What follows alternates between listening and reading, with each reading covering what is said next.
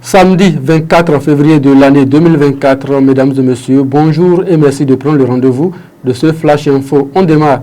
La formation professionnelle sur la fabrication de chaussures et sacs au profit de 100 détenus de la prison civile de Parakou a été lancée le 22 février dernier. Elle vise une meilleure réinsertion des prisonniers dans la société. Après la prison, cette formation a été rendue possible grâce au ministère de la Justice à travers l'agence pénitentiaire du Bénin APB. La cérémonie de lancement s'est déroulée à la prison civile de Parakou en présence des autorités judiciaires, administratives et bien d'autres. Les agro-éleveurs de la commune de Banikwara ont été sensibilisés sur les mesures de gestion concertée du front agricole situé dans les localités riveraines du parc Douvé.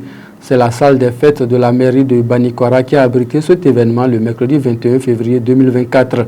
Dirigé par le président du comité de suivi du parc Douvé, cet événement a connu la présence du représentant du préfet du département de l'Alibori, du chargé de mission du président de la République, du maire de Banikwara Bio Sarakot Tamou, du procureur de la République et bien d'autres.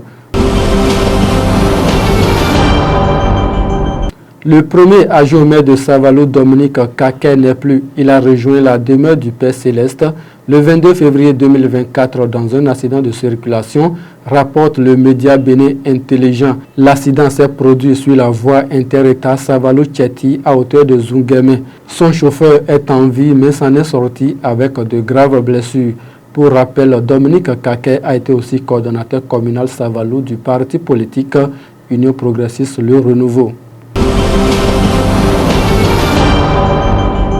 La 4e édition du Forum des mines et du pétrole de la Communauté économique des États de l'Afrique de l'Ouest, ECOMOF, a été officiellement lancée par le ministre d'État Abdoulaye Bio-Tchane au Palais des Congrès de Cotonou.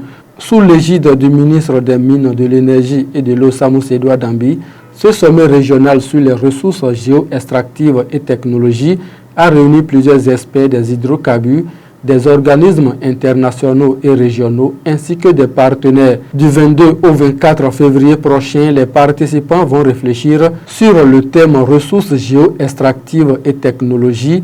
Quelle stratégie de mutualisation pour la création de valeur ajoutée en Afrique de l'Ouest? Rendons-nous au Cameroun pour mettre un terme à ce flash info. Le président camerounais Paul Biya a décrété mercredi 21 février la hausse à hauteur de 5% des salaires des fonctionnaires et agents de l'État. Dans un autre décret signé le même jour, il a décrété de la révalorisation des allocations familiales pour les travailleurs du public et du privé à concurrence de 60%. Ces mesures interviennent près de 3 semaines après la hausse à la pompe des prix des carburants.